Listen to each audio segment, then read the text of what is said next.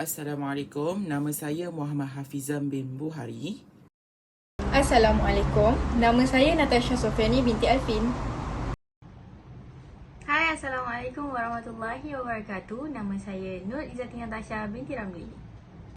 Pada hari ini kami bertiga akan membincangkan dan menerangkan satu persatu berkaitan hukuman hirabah yang terdapat dalam silibus fiqh jenayat pada semester ini.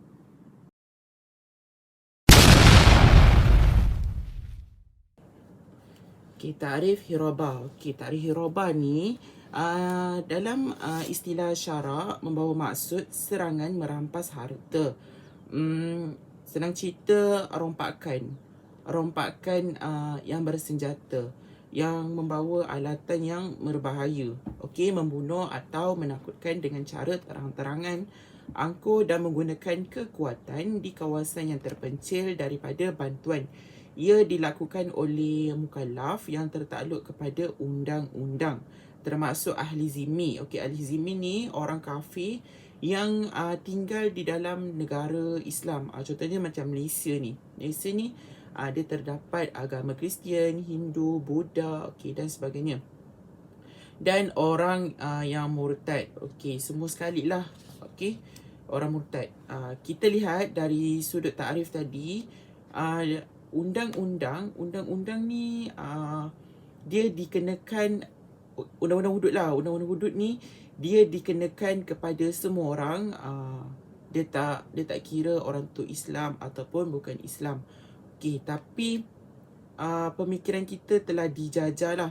Sebab bila kita dengar je hukuman hudud, mesti dalam kita punya pemikiran mesti akan cakap hudud ni khas untuk orang Islam. Sebenarnya tak. Hudud ni orang bukan Islam pun boleh kena. Tapi sayang sekali negara Islam tidak laksanakan hukuman hudud ni. Kalaulah hukuman hudud ni dilaksanakan, kemungkinan kes jenayah dekat Malaysia ni sangatlah berkurangan. Sebab kita dengar je bila mencuri potong tangan, mesti kita rasa takut, rasa macam aku tak nak buat lah. Tapi apakan daya dekat Malaysia tak laksanakan. Walaupun yelah hukuman yang sekarang Malaysia gunakan adalah hukuman sivil, yang ditubuhkan oleh orang British. Tapi dekat Malaysia sekarang orang British tak ada. Tapi hukuman diorang tu still berjalan, still dilaksanakan.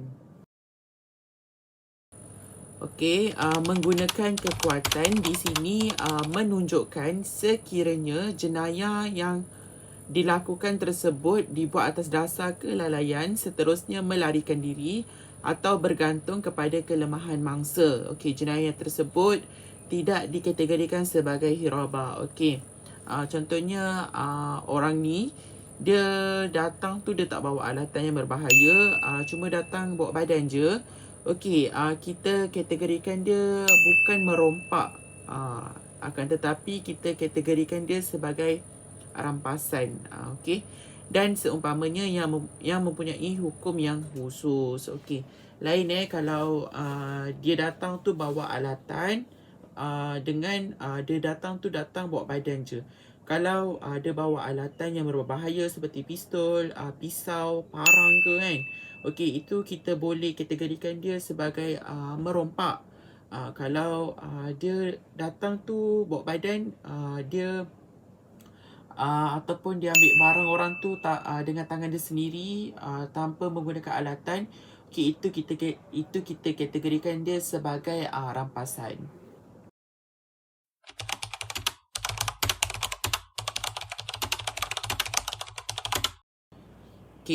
Seterusnya frasa mukallaf yang tertakluk kepada undang-undang. Mengenapikan kafir harbi. Kafir harbi ni orang kafir yang boleh kita bunuh. Walaupun dia tak melakukan jenayah, kita boleh bunuh dia. Oleh itu kafir harbi tidak termasuk dalam kategori ini walaupun dia membunuh dan merompak. Kalau sedangkan dia tak melakukan merompak ataupun membunuh, kita boleh bunuh dia. Ini kan pula dia melakukan jenayah kan, lagi kita boleh bunuh dia. Dia sebenarnya boleh dibunuh dalam apa jua keadaan sekalipun. Walau bagaimanapun, apabila orang kafir harbi memeluk Islam, segala kesalahannya sebelum itu diampunkan kerana Islam menghapuskan segala dosanya. Okey, maksudnya dia, contohlah dia sekarang kafir harbi. Okey, lepas tu dia merompak. Okey, lepas tu dia masuk Islam. Okey, kalau dia masuk Islam, segala dosa dia Allah dah ampunkan. Okey, misal kata dia dah masuk Islam tu, lepas tu dia pergi merompak. Okey, dekat sini kita boleh bunuh dia sebab dia dah melakukan jenayah. Okey, kita tengok pula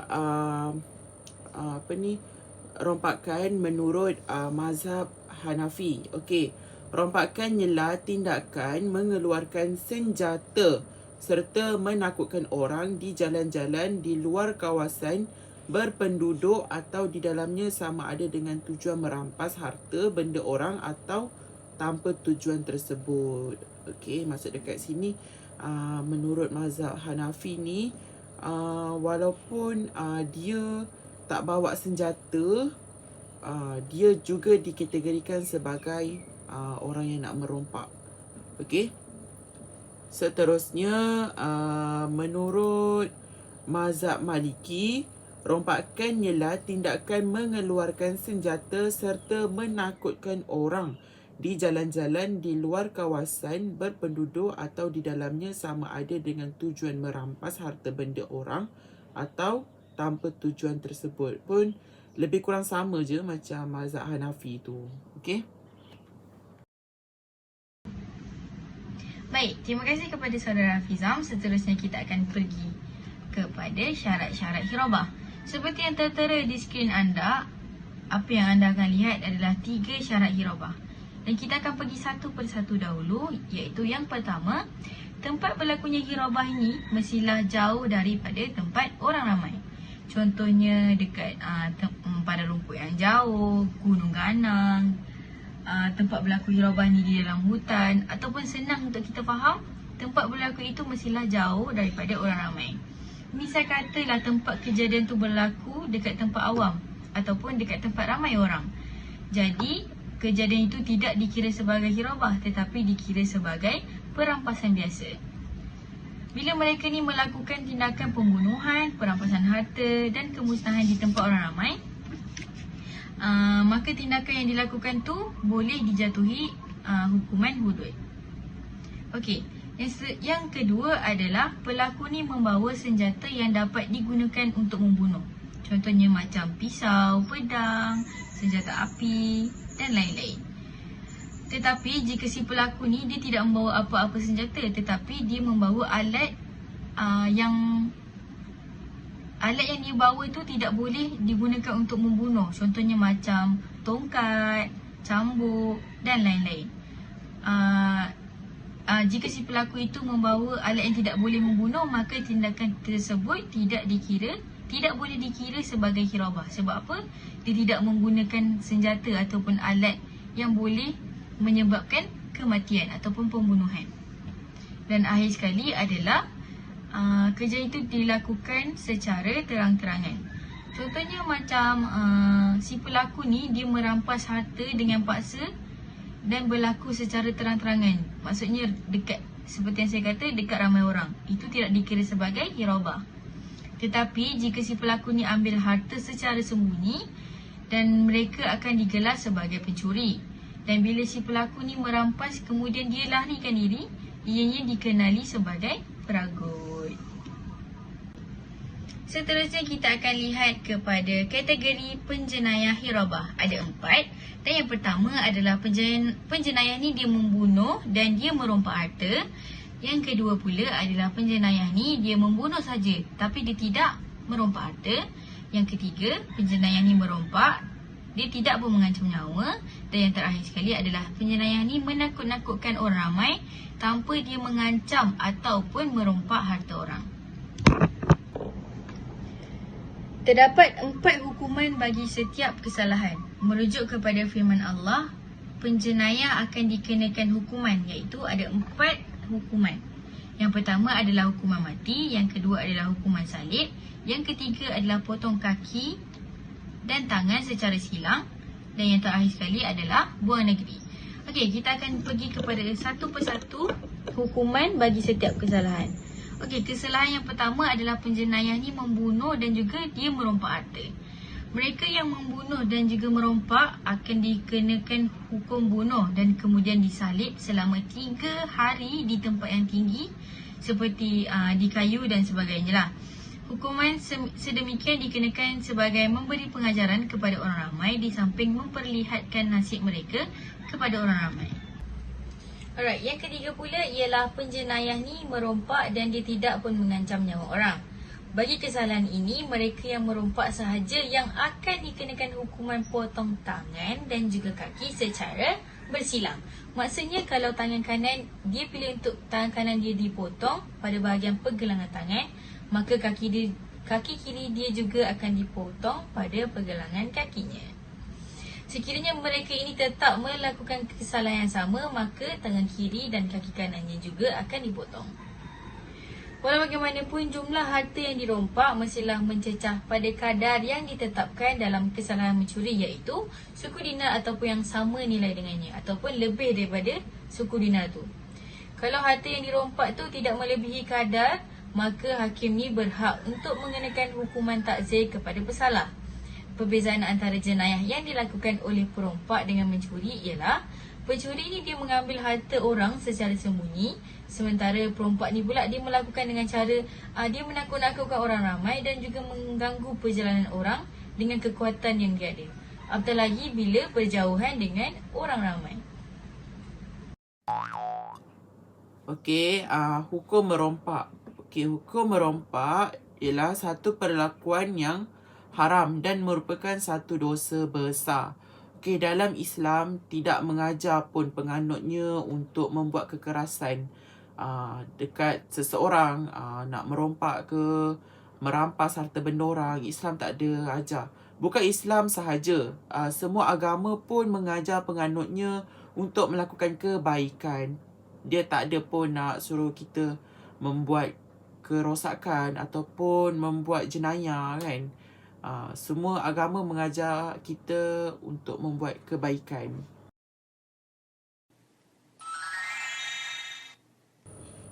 Dalil hukuman hirabah ataupun rompakan. Okey, yang membawa maksud bahawasanya balasan orang-orang yang memerangi Allah dan Rasulnya serta melakukan bencana kerosakan di muka bumi ialah dengan dibalas bunuh. Okey, kalau dia membunuh, jadi hukuman terhadap penjenayah tu kita bunuh dia pula. Okey, maksudnya dibalas bunuh balik lah, atau dipalang. Kalau dia membunuh dan merampas, kita palang dia jika dia melakukan jenayah membunuh dan merampas. Dia buat 2 jenayah lah dekat sini. Lepas tu atau dipotong tangan dan kaki, mereka bersilang. Kalau dia melakukan jenayah mencuri ataupun merampas, kita potong tangan dia secara bersilang. Okey, atau dibuang negeri. Ini yang membawa maksud mereka hanya mengganggu ketenteraman umum. Maksudnya dia buat kekecohan lah dekat orang ramai. Jadi kita boleh hukum dia dengan buang negeri. Okey, hukuman yang demikian itu adalah suatu kehinaan di dunia bagi mereka, dan di akhirat kelak mereka beroleh azab seksa yang amat besar. Okey, surah Al-Ma'idah ayat 33.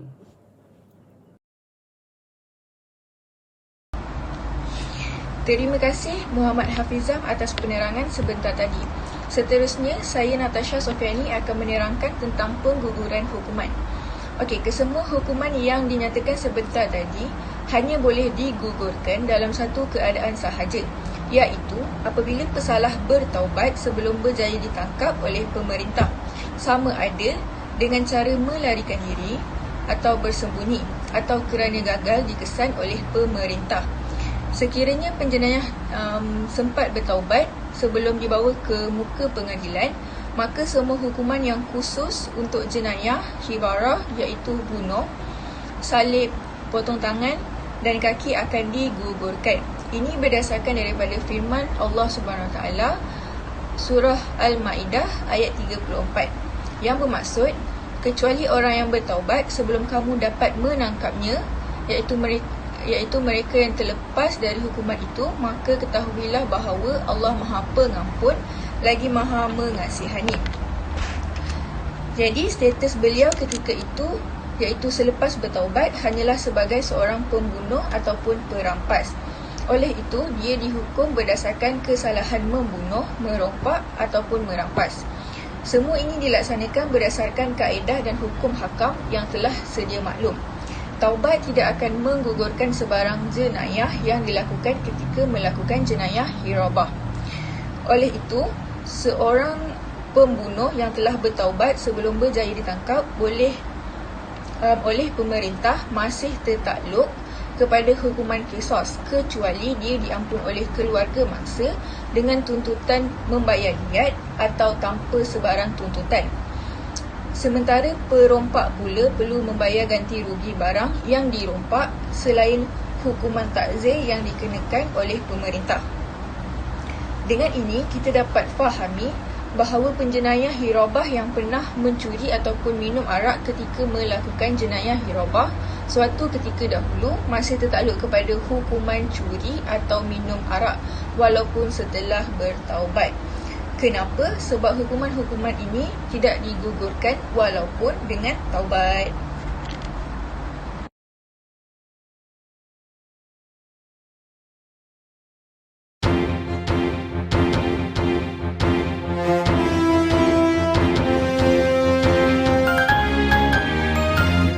Kepada rakan saya, Natasha Sofiani. Sekarang anda bersiaran langsung bersama saya, wartawan Hafizam.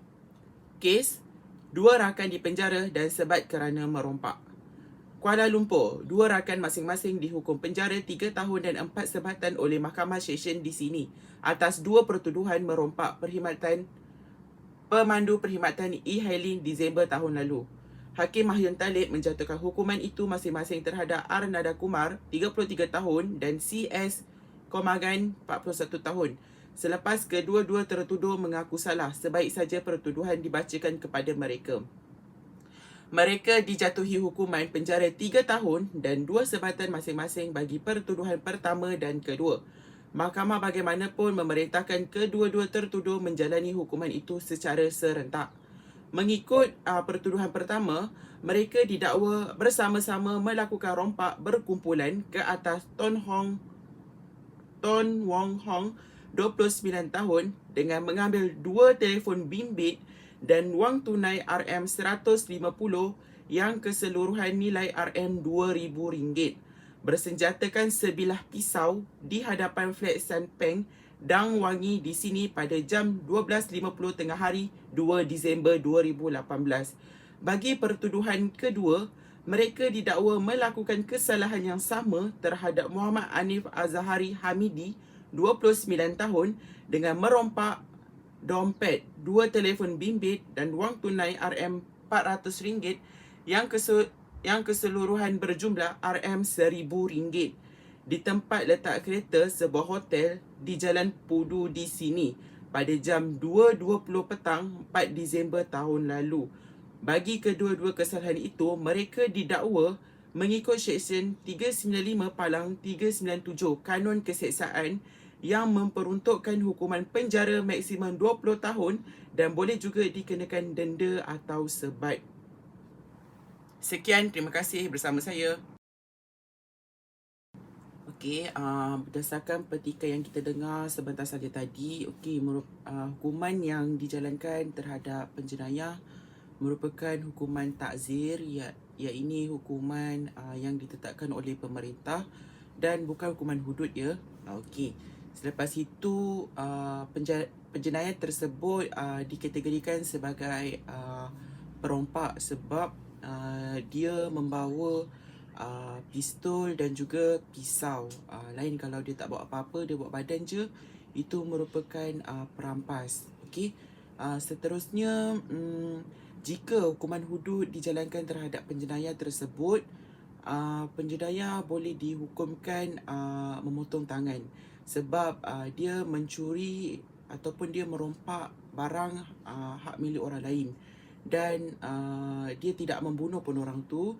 Jadi kita hukum dia potong tangan secara berselang-seli. Okey, pengajaran daripada kes tersebut, dalam Islam pun mengajar kita untuk amal makruf nahi mungkar. Jauhkanlah daripada kemungkaran tu kan. Amal makruf ni buatlah kebaikan dan jauhkanlah kemungkaran. Okey. Bukan agama Islam saja, agama lain pun mengajar penganutnya untuk berbuat kebaikan dan jauh kemungkaran. Okey. Sekian, terima kasih. Terima kasih Muhammad Hafizam. Seterusnya saya akan menerangkan tentang hikmah hukuman dalam Islam. Okey, apa hikmah tersebut? Antara hikmahnya adalah pencegahan. Bagi tujuan pencegahan, amaran keras dengan janji-janji azab telah dinyatakan oleh syariat agar manusia takut untuk melakukan jenayah tersebut. Bila kita melihat hukuman yang dijalankan, bukan sahaja untuk mencegah penjenayah tersebut dari mengulangi kesalahan, tetapi mencegah orang ramai juga daripada melakukan jenayah. Selain itu, hukuman yang disyariatkan, Islam bukanlah berbentuk hukuman dan pembalasan terhadap jenayah yang dilakukan semata-mata, tapi ia juga berbentuk pencegahan sesebuah masyarakat daripada melakukan kerosakan dan kemusnahan akibat daripada jenayah itu. Sebagai contoh, hukuman qisas yang dijatuhkan terhadap pesalah bukanlah bermaksud membalas dendam, menuntut bela atau semata-mata menjatuhkan hukuman bagi kesalahan yang dilakukan, tetapi ia mencegah perbuatan itu daripada terus berlarutan. Persengketaan atau permusuhan berkemungkinan terus berlaku dan berlarutan antara waris penjenayah dan waris mangsa sekiranya hukuman qisas tidak dijalankan. Okay, bukti yang kita dapat lihat di sini adalah peperangan Al-Basus yang berlaku di kalangan masyarakat jahiliyah, di mana peperangan ini berlaku antara kabilah Taghlib dengan kabilah Baka selama 40 tahun. Punca peperangan ini berlaku apabila seorang kabilah Taghlib bernama Kulaib telah membunuh seekor unta milik seorang perempuan daripada kabilah Baka. Jadi, memang menjadi matlamat asal perundangan Islam ialah mencegah dan menggerunkan manusia daripada melakukan jenayah. Kenapa? Ia adalah untuk menghalang kerosakan dan menolak kemudaratan. Yang kedua adalah pembalasan. Hikmah daripada hukuman ini juga adalah sebagai balasan kepada penjenayah tersebut, di samping memberi pembelaan dan keadilan terhadap mangsa jenayah. Sebab itu, dalam kesalahan hudud dan qisas ditetapkan hukuman tertentu sebagai balasan terhadap kesalahan. Dalam kes mencuri, contohnya dikenakan hukuman potong tangan sebagai balasannya. Islam menyediakan sumber penghukuman daripada Al-Quran dan hadis demi memastikan hukuman berjalan dengan baik tanpa sebarang penganiayaan. Yang ketiga adalah pemulihan. Seseorang yang dikenakan hukuman atau dimaafkan atas kesalahan akan melahirkan kesedaran dalam dirinya. Hukuman itu bertujuan untuk mendidik diri di samping kifarah, dan seterusnya dia akan bertaubat kepada Allah. Tujuan hukuman adalah untuk memulihkan pesalah. Sebab itu, sebahagian daripada kesalahan ada kemaafan seperti qisas dan ta'zir. Dan yang terakhir adalah pemeliharaan. Pemeliharaan yang dimaksudkan di sini adalah pemeliharaan nilai murni dalam masyarakat oleh setiap individu demi menjamin keharmonian dan kestabilan hidup. Penghukuman dalam undang-undang Islam disyariatkan untuk memelihara nilai-nilai murni seperti memelihara agama, memelihara jiwa, memelihara akal, keturunan dan harta. Okey, itu sahaja daripada kumpulan kami. Sekian, terima kasih.